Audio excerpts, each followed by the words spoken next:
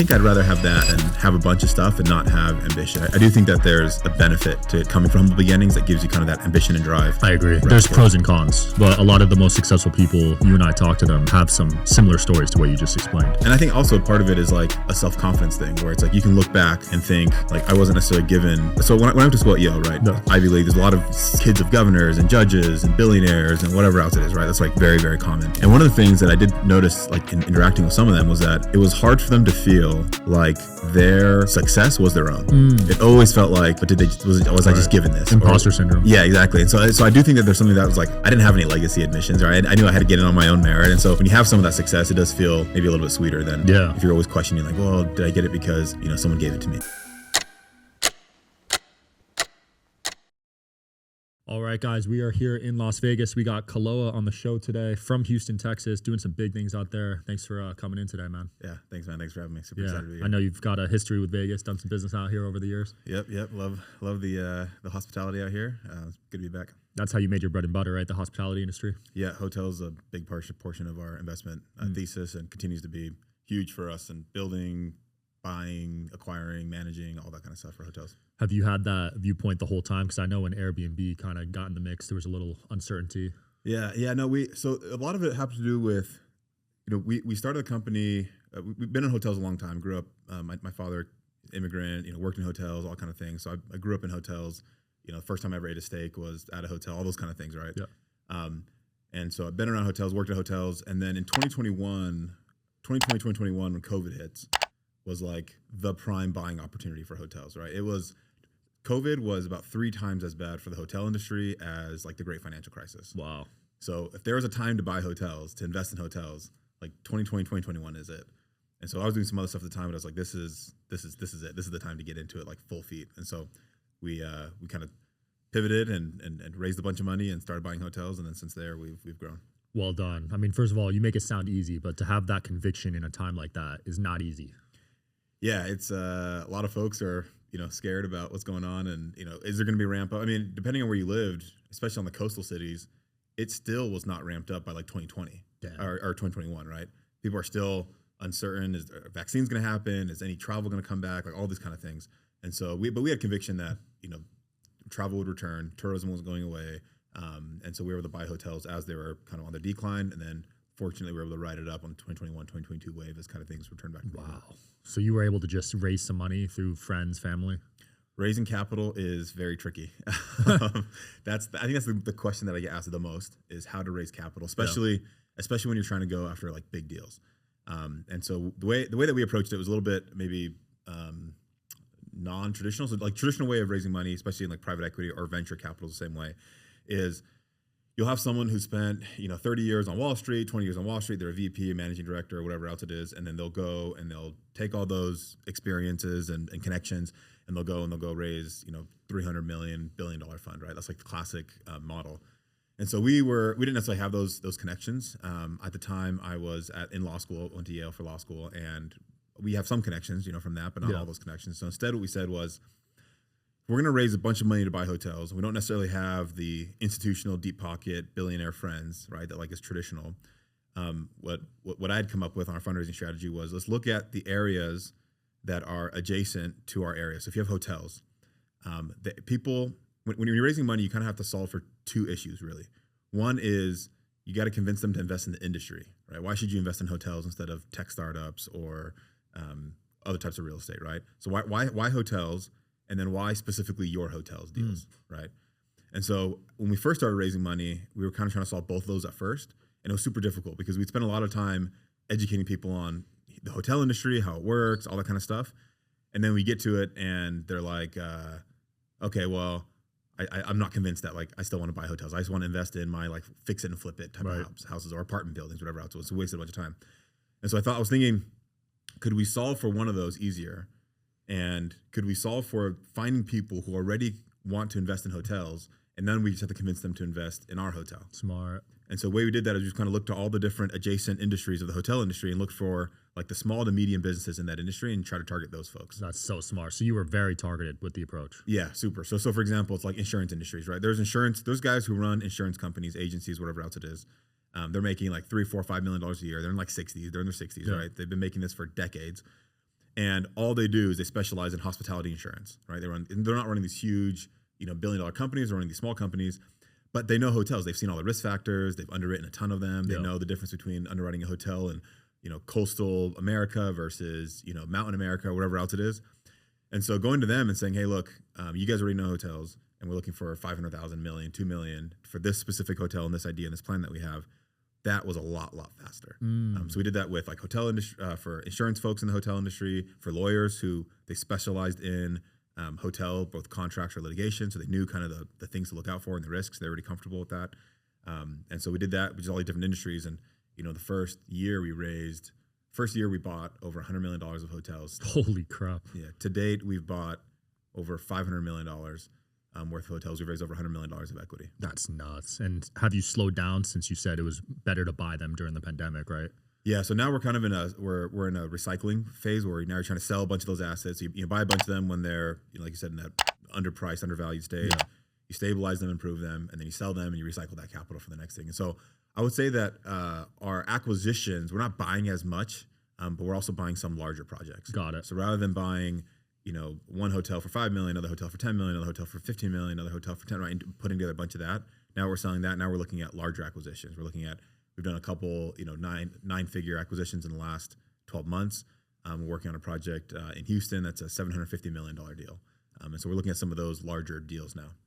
And people say get rich quick doesn't exist. You did $100 million in a year, you said. Yeah. That is nuts. Yeah. And that's just in acquisitions. That was in acquisitions, yeah. So we're doing, as of today, we're well on track to hit $1 billion in company size, probably in the next 3 years. Holy crap. So within 6 years, $1 billion. Yeah. It's unreal, right? For someone that's self-funded and was scrappy. Yeah, I started the company when I was 26. So that's straight out of law school. You were probably in debt, right? I was still in law school. Actually. Oh, you still were? Yeah, I was in my last year of law school. Wow. And you had the time to juggle both? That's crazy. I didn't have the time, but gotta try to figure out how to make it. Yeah, no, it was actually wild. Like it was the most painful time was during that time. Really? Just of how you're going to law school, you're trying to do well there. I'm married, I have kids, so you obviously have time commitments there. Wait, so you were married before? Yeah. Holy crap! I got married when I was 20 years old. Wow. I have 5 kids. That is young, man. Well done. That's super rare these days, I feel like. Yeah, it is. I mean, dude, it's funny. A lot of people say they're like, I want to go live my life. I want to, go have fun, experience whatever it is. And I get it. Like I get there's some maybe less freedom or something like that comes from, having responsibilities and those kind of things when it comes to family. But on the other hand, it's like, rather than going out and having 10 years, 15 years, whatever it is, and doing, traveling, whatever else it is, like I've gotten to do that for the last 10 years with like my best friend. And so rather than have a bunch of that time, and we also got to grow together. Like, so she got to see me as a freshman in college all the way through to, graduating from law school and starting a company. And like, she was with me through it all. And so it was really cool to kind of grow together in that. Sometimes I feel like if you get married too late, some of the problem with that is that you've grown so far that like when you try to add something else to that mix, it used to be a little bit challenging. Yeah, I agree. Especially with what happened yesterday with Charlie Kirk. You really never know when your time's up, Yeah, that was shocking. I mean, I went to undergrad at BYU. Wow. So just right by, the UVU campus. And so that was, incredibly tragic, shocking. We know a lot of folks that were at the rally and students, and my sister lives 10 minutes from there. And so it was, it's shocking how fast some of that stuff can I would have never expected Utah. Right. I know, right? So Utah. weird. It's pretty conservative over there, right? Pretty conservative, very family friendly. Everyone's very religious. And so, it was a shock. I'm sure it was a shock to them, obviously, in terms of risk factors of what geography is going to be the most risk. I don't think you expect Utah to probably the bottom of that list. For real. Rest in peace, man. But yeah, I like what you said because I've been with my girl for 8 years. We're getting married next month. Oh, congrats, man. Yeah, there's been so much growth, Yeah. And we've been in it together. Like that's hard to replicate. Yeah, you can't. I mean, you can't. Like I was talking to a buddy of mine who he's done very well for himself, and he's like, it's just different. The girls that I meet and like our conversation and stuff when it's like ready after the fact, right? Versus like doing it through it and seeing in the growth and there's something about like that growing together through it that I think is super valuable. 100%. Did you have some pretty humble beginnings? Yeah. My dad comes from a little island in the South Pacific. It's called Tonga. It's right by Samoa, Fiji, those little islands, and so he came over here, started working hotels. Went to school on the side, all that kind of stuff, and so we grew up, There's 5. I have 5 siblings, or there's 5 of us, and we grew up in a 1,300 square foot house. Holy crap! Sharing bedrooms, all that, and in California, which is like super expensive. That's nuts. We didn't have much, but I don't know. I think I'd rather have that than have a bunch of stuff and not have ambition. I do think that there's a benefit to coming from humble beginnings that gives you kind of that ambition and drive. I agree. That is hard to There's replicate. pros and cons. Yeah. But a lot of the most successful people, you and I talk to them, have some similar stories to what you just explained. Yeah. Yeah, exactly. And it's, some of it is, and I think also part of it is like a self-confidence thing where it's like you can look back and think like I wasn't necessarily given, like, so when I went to school at Yale, right? No. Ivy League, there's a lot of kids of governors and judges and billionaires and whatever else it is, right? That's like very, very common. And one of the things that I did notice, like in interacting with some of them, was that it was hard for them to feel like their success was their own. It always felt like, but was I just given this? Imposter syndrome. Yeah, exactly. And so I do think that there's something that was like, I didn't have any legacy admissions, or I knew I had to get in on my own merit. And so when you have some of that success, it does feel maybe a little bit sweeter than if you're always questioning, like, well, did I get it because someone gave it to me? Right. You were the first Pacific Islander to graduate from Yale Law School, right? Yeah, which is shocking considering it was in 2022, right? Yeah, it's been around for a couple years ago, so you might still be the only one. Yeah, exactly. And there's the law school's been around for like 300 years, 200 years. So I think even before the founding of the United States, it was around. Wow. And so every racial category has had a graduate, lots of them, right? Black, white, Hispanic, Native American, all that kind of stuff. Polynesians are a small population, so that probably relates to some of it, but almost every other law school had a Polynesian graduate. So it was just kind of one of those things where it was weird. And so you kind of get in there and you're the first, and you find that out from the admissions folks, and you're like, oh. Very interesting. Going through the full Ivy League experience now, looking back on it, any big takeaways? Would you recommend it for your kids? Like, what do you think overall? I think it's good for them to not, I think if they're going to go to school, I think it's good for them to have a non-Ivy League experience. And I like that I did my undergrad at a private school. Yeah. It was a private school, but it wasn't, I went to Brigham Young University in Utah. And so I like that I had that experience and then had the other experience. I think if you had only one, you kind of, if you only had the Ivy League, yeah. And so, and part of the experience is like, it was shocking to me how little the academics mattered and how much all the other stuff mattered. And that took me like a while because I think it's true for most colleges. Shout out to today's sponsor, Quince. As the weather cools, I'm swapping in the pieces that actually gets the job done, that are warm, durable, and built to last. Quince delivers every time with wardrobe staples that'll carry you through the season. They have fall staples that you'll actually want to wear, like the 100% Mongolian cashmere for just $60. They also got classic fit denim and real leather and wool outerwear that looks sharp and holds up. By partnering directly with ethical factories and top artisans, Quince cuts out the middleman to deliver premium quality at half the cost of similar brands. They've really become a go-to across the board. You guys know how I love linen and how I've talked about it on previous episodes. I picked up some linen pants and they feel incredible. The quality is definitely noticeable compared to other brands. Layer up this fall with pieces that feel as good as they look. Go to quince.com/DSH for free shipping on your order and 365-day returns. They're also available in Canada too.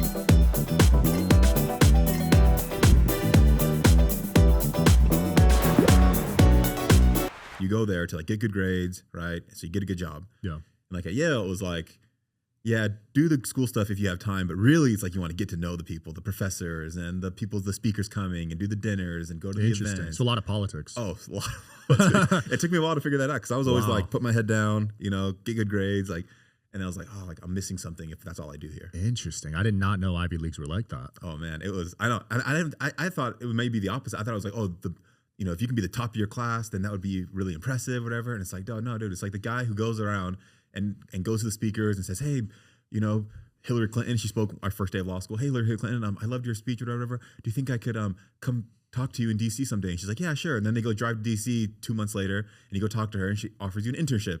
And then chief of staff, right?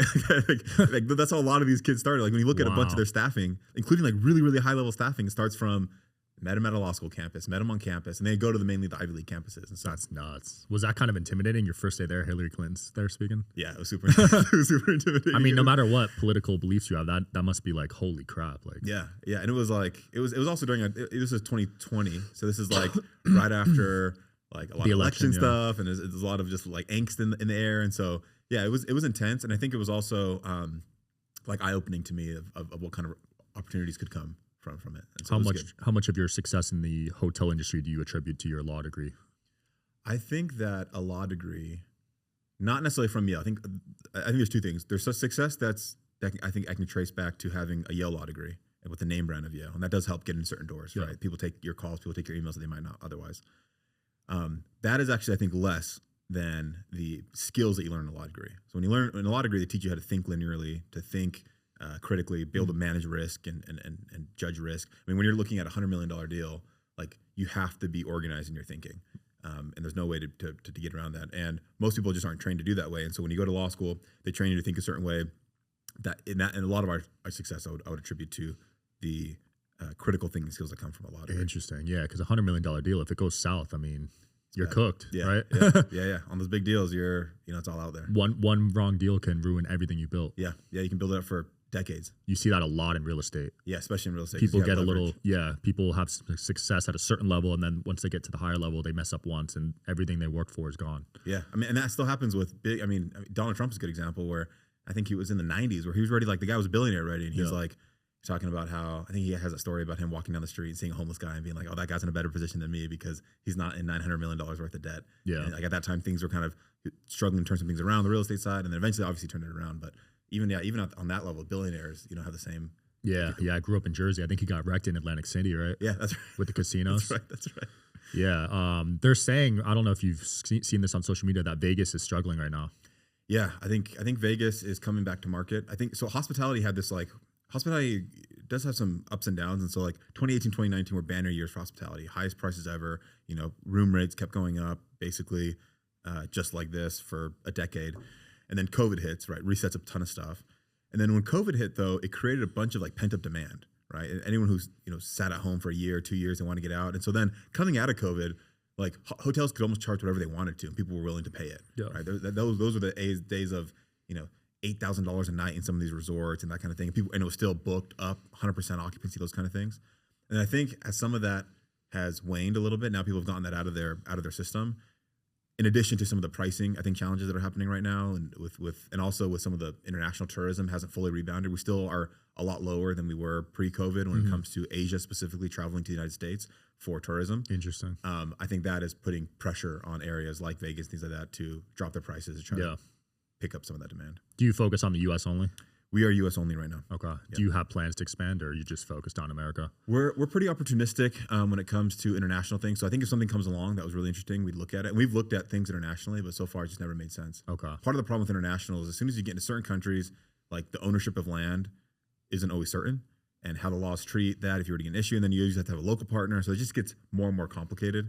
So we've looked at stuff internationally, but right now we're super focused on America. And do you have a certain pricing tier, like of hotels that you go after, like the luxury, the I don't know what to call the everyday ones, but yeah, like the limited service ones. Yeah. So we do. We like a little mix of them both. So we like to have a bunch of the limited service, or they call them select service hotels. These are like your Courtyard, Fairfield, Holiday Inn Express, those kind of ones.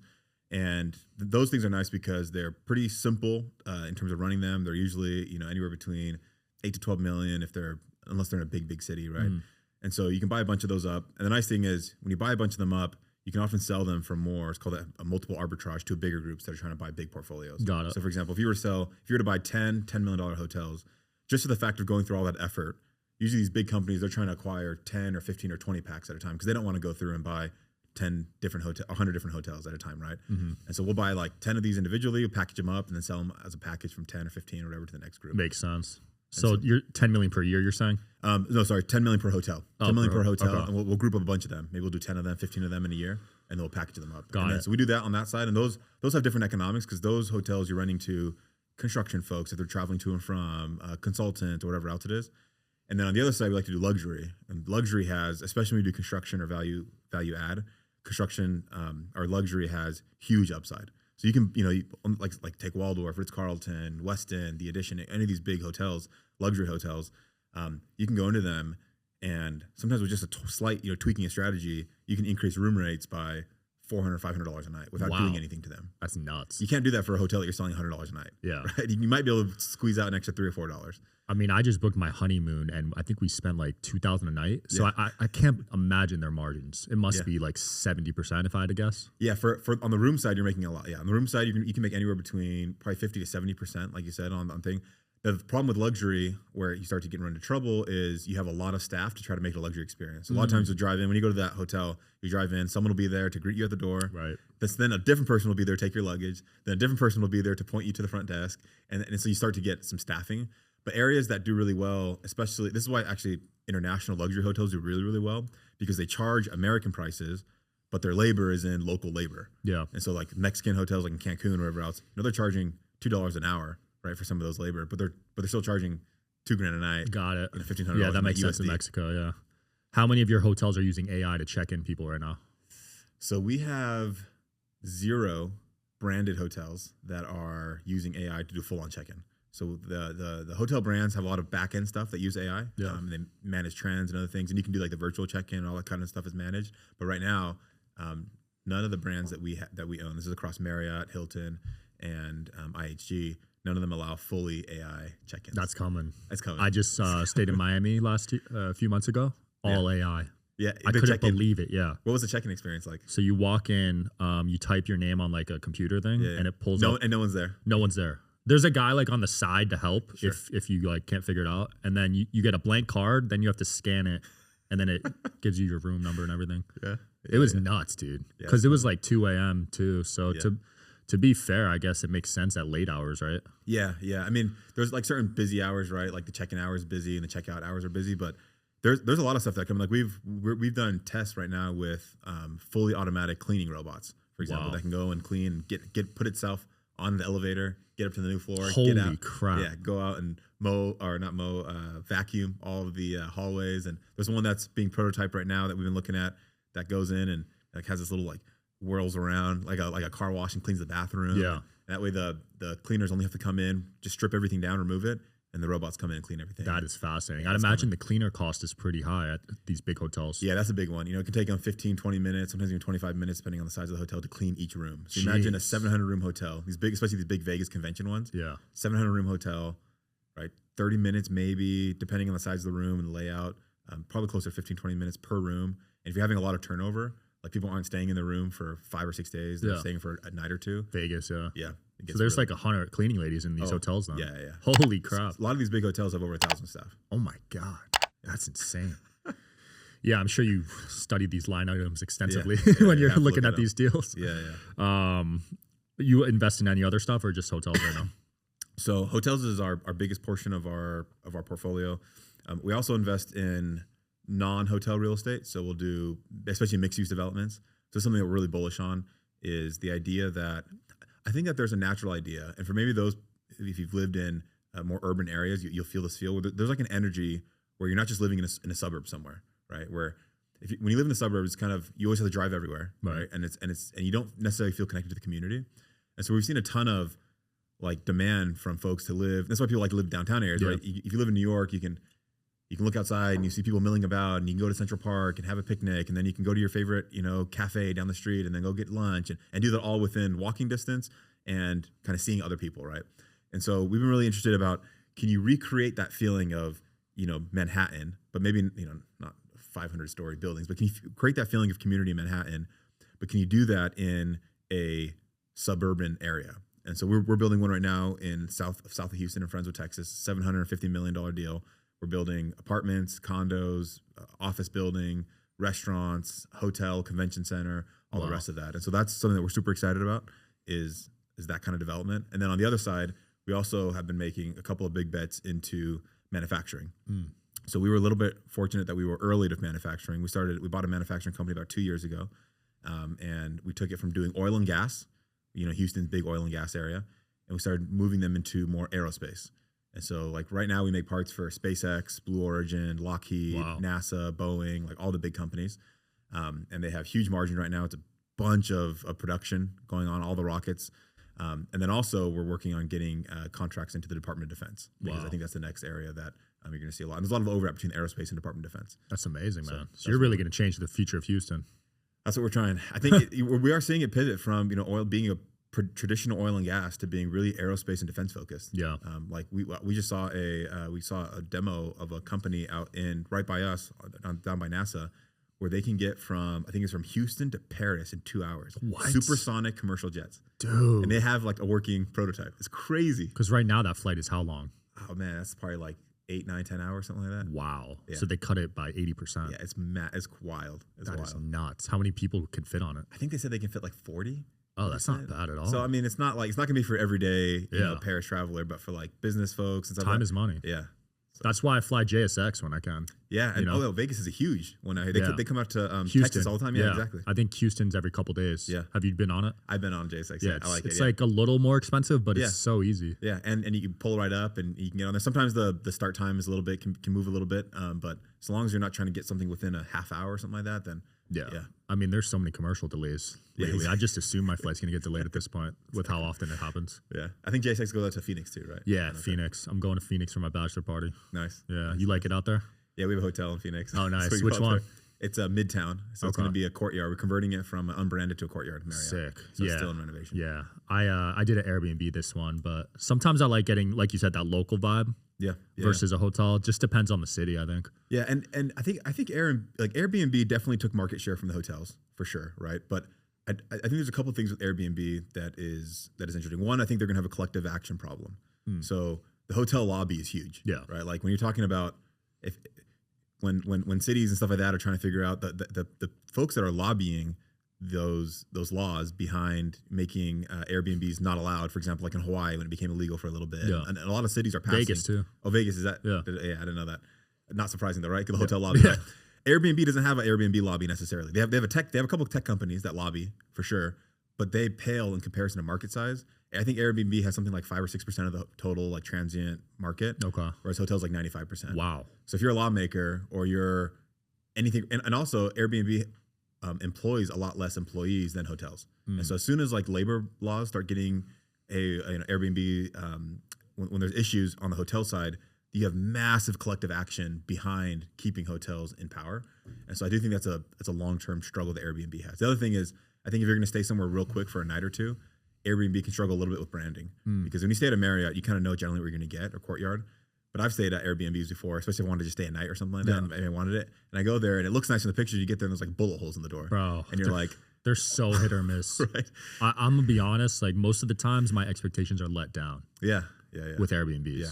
But with hotels, it happens. But Yeah. there's so many reviews you can read. Yeah. I feel like it doesn't happen as much. Yeah. Because a hotel, you're just expecting a room. Yeah, exactly. And I think Airbnbs do well for like that, like family reunion, bachelor party, like you want to get a bunch of people together. I think that's when Airbnb makes sense. 100%. Yeah. But if you're just solo dolo, like, yeah, hotel all day, right? Yeah. Less work too. Yeah. Don't have to cook. I saw you on another show. You put your own money in every deal. Yeah. We're usually around 10% of Respect of the equity. So sometimes we're more. There are a couple deals that we're 100% of the equity. Because basically our thing is like we'll put together good deals, right? And if investors for whatever reason don't want to invest in it, maybe there's some investors that are like, look, I don't really like manufacturing. I want to do the hotel stuff, whatever else it is. Then the deal is good enough that we'll put our money into it, all of it, if it needs to be, to finish the deal. So I think we have like 4 deals right now where we are 100% of the equity. Wow. And some of that had to do with sometimes it's with timing, where it's like if you don't have time to raise the money, sometimes these deals are just you need to close quick. Yeah. Like we had a deal, it was a 9-figure deal. We signed the PSA, the purchase and sale agreement, and we had to close within 48 hours. Jeez, for a 9-figure deal. So all cash, Jeez. no debt. Like no one has the time you don't even have the time to put together a contract to raise money, let alone actually go and start talking to people. A wire can take 2 days, Literally. And so we had to close that like all cash. Holy crap. Without any investors. So best and worst deals that you could talk about. Best and worst. Oh yeah. So best deal. We had this deal out in East Texas, and it actually came up when I was in law school, where we found out that when you get on your phone or whatever else, and it has the terms and conditions, right? Yeah. That you just put agree on. You go through. Every tech company has them, right? There's a little clause in there called a forum selection clause, which basically says if you sue us, you have to sue us in a certain venue. A lot of companies will put it where their headquarters are, so that way they don't have to fly their CEOs out somewhere random. But what this entrepreneurial judge in East Texas said is, hey, look, patent cases, when it comes to patent and IP litigation, They can be really long because complicated. Okay, how does this little part of the patent and this engineering thing comply with this? You can imagine how complex that gets. Did we breach the patent or broach on it or whatever else? And so this judge in East Texas said, I'm going to make this court in East Texas be the place where we're going to try to fast track this. And so then what ended up happening is basically every single tech company started putting in their clause, and this is like in the 90s, that if we're gonna litigate over patent or IP, we're gonna litigate in the Eastern District of Texas. Mm-hmm. Turns out in the Eastern District of Texas, there's not a lot of hotels, but the hotels that are there have a ton of lawyers, like tons of them, because you can imagine Google, Apple, Facebook, Instagram, every single one of them are litigating in this one little city. And like these are big litigations. This is bet the company type of litigation where if you're suing Facebook for their matching algorithm, right? Like this is where it's happening. And so started looking around and found out that guess what? There's not only are there not that many hotels in this area, there's only one Marriott in the entire city. And if you're the only Marriott in a city like that has a ton of corporate business, you can strike corporate deals with those law firms because they all have their reward points and everything else. Like a group rate. Yeah, exactly. And so we ended up buying that hotel, and turns out it was going to be for sale. And most hotels are for sale if you have the right number. Right. Ended up buying that hotel and started marketing more toward the law firm side. We ended up took out some rooms, turned it into a war room where lawyers could come. Oh, smart. Lawyers could come and set up all of their desks and everything. We even had a storage container on site where we put like couches and desks and chairs and all that, and so they could rent it from us. And so we kind of made the hotel very, very friendly toward litigators when they're coming in. And so ended up increasing revenues. Like I think it was 2x in the first 18 months and increased profitability like 7x. Holy crap. Because as we were increasing prices and stuff like that, it wasn't adding any extra costs. Just instead of selling the room for $100 a night to the local truck drivers, said, look, we got to reserve 80% of these rooms and sell them to Gibson Dunn, Kirkland Ellis, like all the big law firms at a group rate. That is brilliant. So that was that pre-planning or was that kind of go as it went on? It was as we were thinking about buying it, that was the plan, was to be able to do that. And so we had some of the stuff came along, like as we talked to a lot of lawyers, hey, what do you want? Oh, by the way, like for example, one of the things they wanted was the breakfast area. It's really awkward when they're all in the breakfast area and you have like opposing counsel. That's so funny, bro. and so they said, can we put doors on it? And normally Marriott doesn't allow it, but they allowed us for this. Can we basically block it off? Yeah. And can we rent it? Well, first they said, can we block it off? We said, we can't block it off. They said, well, what if we rented it from you guys? I said, okay, yeah. And so now our breakfast area, which is like a bunch of seating and all that kind of stuff. You've been to those breakfast little buffet things. Now it can be blocked off and we can rent it by the hour. Wow. And they can have their team there for a little bit, and the next team comes in and just small stuff like that. I mean, that's like adding the doors was maybe $800-900, and you can rent it out for $1,000 an hour. Holy crap! Pretty good return. Yeah, that is nuts. Let's talk about the worst deals because I'm sure you haven't won on every single one, right? So right now we've never lost money on a deal. Really? Which has been good. Holy crap! Yeah. So that's impressive. Yeah, we never lost money on a deal. I would say the worst deals have to do with timeline. So the hardest part, especially in real estate development, the hardest part is getting the timeline right because on real estate everything moves slowly. Sometimes that's a good thing because it means that you're not going to buy like take crypto, right? So there are people who you can buy crypto and a day later it can crash. Now a day later it can also 500x, right? Real estate doesn't move like that, right? Basically it's going to move slowly up or slowly down, and so you have some time. And so I think we have a deal right now where, and this is all public, so I can share this. We have a deal where we're buying we bought a neighborhood, and we're going to put some houses in the neighborhood, and it was a big tract of land. And so you buy the tract of land, and you're going to divvy it up into different tracts. So let's say it's 40 acres, and you put in 1 acre tracts, and you sell the 1 acre tracts to people to build homes on. Got it. And you got to put in roads and utilities and lights and all that kind of stuff. And so we bought that, and everything was going through the process, got approvals, all that kind of stuff. And then it turns out that the son of a drainage district is the exact next door neighbor to that tract. So a drainage district has to approve in Houston. Drainage has to approve your drainage plans to make sure that the water, Houston has a lot of flooding. Yeah. And so they have to approve your plans. And so it turns out that one of the guys on that board, his son was the neighbor to this project. And he don't want this project to go on because he goes, I don't want 40 new neighbors. Wow. I like this big tract of land. Literally, this is what happens. This is like, you can't predict that. Yeah, you can't predict that. And so he sued the city to stop it. The city figured it out with him, worked a deal out where, there'd be some certain amount of distance away from his house that we would build and that kind of stuff. What right does he have to do that though? That's like mind blowing to me. Yeah, no, and it's not even a right. It's more of a nuisance thing. It's like he could, when he litigates it, he could just cause an additional 6 months of just delay while they litigate it out. Oh, okay. And so they said, okay, we'll just figure it out. Okay, fine. We'll give you an extra 30 feet where we won't build next year thing kind of thing. So it's like a tactic. Yeah. But then his dad votes against our project and turns the board against the project. No way. So then we have to go bring a lot. So there's a whole like, and now that's all been, figured out, but that added a year of figuring out. And so that was a project that, we thought we'd be done. By the time we bought it, the time we finished, I think it was like 18 months. Yeah. And now it's probably going to be like 28 months. Right. I guess the lesson there is to talk ask, to the neighbors. Yeah, ask who their daddies are. I mean, to be fair, no one probably, if they're living there, wants extra noise and. Yeah, and I think, and that's like it's a very fair like idea. Like, why would you want more 40? The problem is, if you don't want that, then you should go buy that. Go buy that land, right? Like, because you don't have the right to stop other people from buying that land. Facts. So long as it's allowed within the city ordinances. Yeah, because you put down a ton of money in that deal. Yeah. Wow. And so that was just kind of figuring it out. But it's one of those things where it's like, how do you predict? You can't, right? Yeah. Holy crap. Well, thanks for sharing that. Because that's a very interesting lesson. I would have never thought that if I'm buying land somewhere, like someone's going to sue the city over it. Yeah. And that their parent is on one of the approval boards. Yeah. You think it'd be a conflict of interest, and that's one of the arguments that we made. But how do the boards work? Like, who selects those people? They're elected. From the citizens? Yeah. From the people that live within their district, basically. Interesting. I wonder if they're in every city? Like, I don't even know about that. I don't know if every Texas, I think every county has one. County, okay. Yeah, so Clark County in Vegas probably has one. Yeah. And especially if there's areas that have issues with so this is like a drainage thing. And so like in Texas, we have a lot of drainage. So there might be like a water district, like a water reserve district, for example, in Vegas. That's pretty common. And it gets created by state code, and they're given certain power into that state code, and then they're elected.